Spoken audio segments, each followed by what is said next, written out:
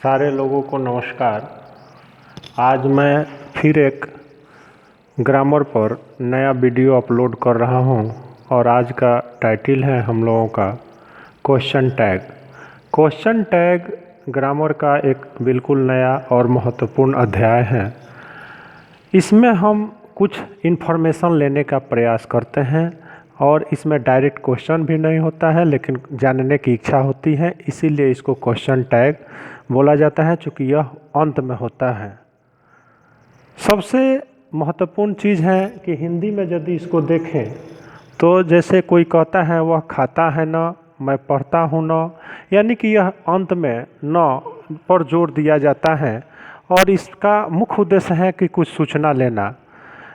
इसका स्ट्रक्चर यह है कि नियमानुसार हम वाक्य को क्या करते हैं कि ट्रांसलेशन बना देते हैं और अंत में सबसे पहले यदि अफर्मेटिव सेंटेंस हो तो सहायक क्रिया लिखते हैं और उसके साथ नॉट लिखते हैं और फिर सब्जेक्ट लिखते हैं, अंत में क्वेश्चन मार्क दे देते हैं।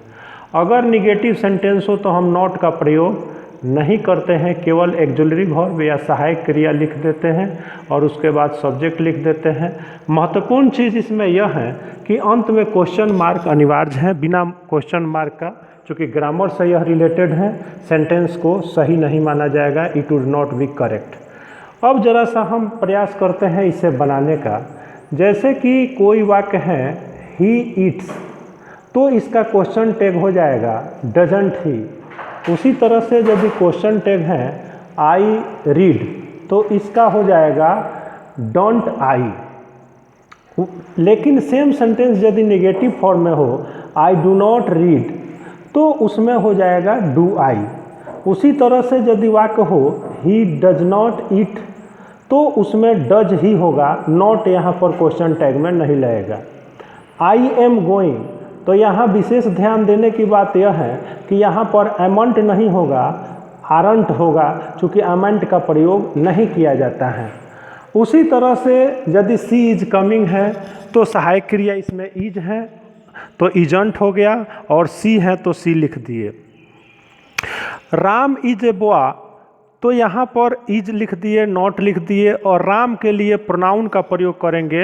यहाँ राम पर हम नाउन का प्रयोग नहीं करेंगे। उसी तरह से सीता एक लड़की है तो सीता इज ए गर्ल, तो इजंट सी का प्रयोग करेंगे।